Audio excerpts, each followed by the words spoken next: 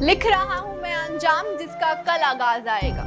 लिख रहा हूं मैं अंजाम जिसका कल आगाज आएगा। मेरे लहू का हर एक कतरा इनकलाब लाएगा।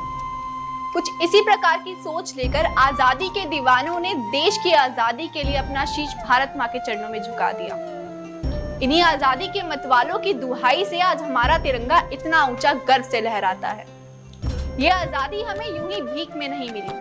इस आजादी के लिए कितनी लाखों माँओं ने अपने पुत्र खोए हैं, कितनी बहनों ने अपने भाई खोए, कितनी मांगे सुनी हुई हैं, तब जाकर ये आजादी हमें मिली है। नमस्कार, मेरा नाम है शगुन सिंह। नमस्कार, मेरा नाम अनुराग दुबे है। माखनलाल चतुर्वेदी की एक कविता है कि मुझे तोड़ देना बनमाली उस पथ पर तुम देना फेंक। मुझे तोड़ देना बनमाली उस पथ पर तुम देना फेंक, मातृभूमि पर शीश चढ़ाने जिस पथ जाएं वीर अनेक। भारत देश में एक पुष्प की ऐसी अभिलाषा थी कि आजादी के उस महासंग्राम में जब क्रांतिवीर भारत माता के श्री चरणों में शीश चढ़ाने जा रहे हों, उस समय एक पुष्प भी चाहता है कि क्रांतिवीरों के श्री चरणों में उसकी समर्पण हो। आज भारत देश आज़ादी का 75वां साल मना रहा है। आज़ादी के 75वें साल को हम आज़ादी के अमृत महोत्सव के रूप में मना रहे हैं। हमारे प्रधानमंत्री नरेंद्र मोदी ने आज़ादी के इस अमृत महोत्सव को हर घर तिरंगा अभियान से जोड़ने का प्रयास किया है, जिसे हम भली भांति से मना रहे हैं। मैं भारतवर्ष का अमित सम्मान करता हूँ। मैं भारतवर्ष का अमित सम्मान करता हूँ। यहाँ की चांदनी मिट्टी का गुणगान करता हूँ। मुझे चिंता नहीं है स्वर्ग जाकर मोक्ष पाने की, तिरंगा हो कफन मेरा यही अरमान रखता हूँ। तो आइए हम जानते हैं भारत की आन बान और शान तिरंगे के बारे में कुछ विशेष बातें। भारत के तिरंगे की परिकल्पना आंध्र प्रदेश के पिंगली वेंकैया ने की थी। जब वो गांधी जी के संपर्क में आए तो उनका नजरिया बदल गया। फिर एक दिन गांधी जी ने उन्हें भारत देश का झंडा बनाने को कहा। देखते ही देखते उनकी झंडे में रुचि बढ़ने लगी। उसके बाद उन्होंने 30 देशों के झंडों का शोध किया। फिर जाकर उन्होंने भारत देश का झंडा बनाया। गांधी जी झंडे को देखते ही खुश हो गए। बाद में जालंधर के लाल हंसराज ने उसमें अशोक चक्र बनाने का सुझाव दिया। उसके पश्चात गांधी जी ने उसमें शांति के प्रतीक यानी सफेद रंग को जोड़ने का निर्णय लिया। भारत देश का तिरंगा 3 रंगों से बना है। इसमें सबसे ऊपर केसरिया, बीच में सफेद और सबसे नीचे हरा रंग है। केसरिया रंग वीरता का प्रतीक है, जबकि सफेद रंग शांति का प्रतीक है। वही हरा रंग समृद्धि का प्रतीक है। झंडे के बीचों बीच नीले रंग के चक्र का भी अपने आप में ही महत्व है, जिसे अशोक चक्र कहा जाता है। तिरंगे के इतिहास में सबसे पहले चरखे का उपयोग किया जाता था, बाद में अशोक चक्र का उपयोग किया जाने लगा।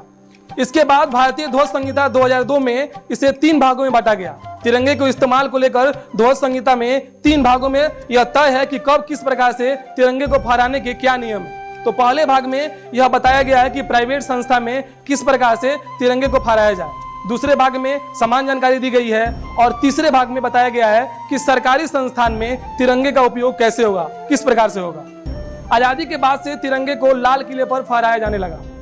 भारतीय राष्ट्रीय ध्वज कोष के वर्तमान स्वरूप में 22 जुलाई 1947 को आयोजित भारतीय संविधान सभा में अपनाया गया था।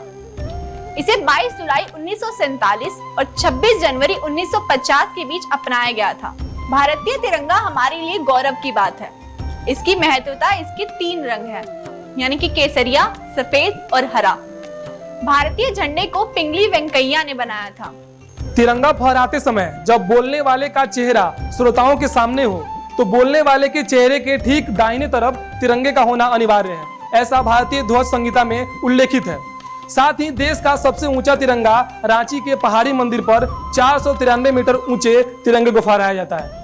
भारत में फ्लैग कोड ऑफ इंडिया नाम का एक कानून है, जिसमें झंडे को फहराने के नियम निर्धारित किए गए हैं। इसका कोई भी कानून तोड़ने पर किसी को भी जेल हो सकती है। झंडा हमेशा कॉटन, सिल्क या फिर खादी का ही होगा। झंडे की शेप रेक्टेंगुलर तय की गई है, जिसका आकार 3:2 तय किया गया है। अशोक चक्र का कोई माप तय नहीं किया गया है। इसमें केवल 24 तिलियां होना जरूरी होता है। भारतीय ध्वज संहिता के अनुसार तिरंगे के ऊपर कुछ भी लिखना गैर कानूनी है। साथ ही आप इसे गाड़ी के पीछे कभी भी उपयोग नहीं कर सकते हैं या बिल्डिंग के ढकने के लिए भी तिरंगा का उपयोग करना गैर कानूनी होता है। किसी भी स्थिति में तिरंगा जमीन पर टच नहीं होना चाहिए। यह तिरंगे का अपमान माना जाता है। कोई भी झंडे को किसी और झंडे के ऊपर या फिर उससे ऊंचा नहीं लगा सकता और ना ही बराबर रख सकता है। झंडे को किसी और की यूनिफॉर्म या फिर सजावट के रूप में प्रयोग करना मना है। भारत के बेंगलुरु में 450 किलोमीटर स्थित हुबली एकमात्र ऐसा संस्थान है जिसे झंडा बनाने और सप्लाई करने की अनुमति है। इसके अलावा कोई और संस्थान झंडा नहीं बना सकता। 29 मई 1953 को भारत का राष्ट्रीय ध्वज यूनियन जैक तथा नेपाली राष्ट्रीय ध्वज के साथ माउंट एवरेस्ट की सबसे ऊंची चोटी पर लहराते नजर आया था। 22 दिसंबर 2002 को भारत में आम नागरिकों को भी तिरंगा फहराने की छूट दे दी गई। देश के लिए जान देने वाले शहीदों और देश के जाने माने व्यक्तित्व वाले लोगों को झंडे में लपेटा जाता है। इस दौरान केसरिया रंग उनके सर की तरफ और हरा रंग उनके पैर की तरफ रखा जाता है। उनको जलाते या फिर दफनाते समय झंडे को सम्मान पूर्वक जला या फिर दफना दिया जाता है या फिर उसमें वजन बांधकर पवित्र नदी में समाधि दी जाती है। आज हमारा देश आजादी के 75 वर्ष पूरे कर चुका है, जिसके जश्न में प्रधानमंत्री नरेंद्र मोदी ने हर घर तिरंगा अभियान शामिल किया है। हमारे लिए हमारा तिरंगा हमारी आन बान और शान है। आज भारत के प्रत्येक व्यक्ति के दिल में तिरंगे के लिए एक ही भावना है, विजयी विश्व तिरंगा प्यारा, झंडा ऊंचा रहे हमारा। जय हिंद।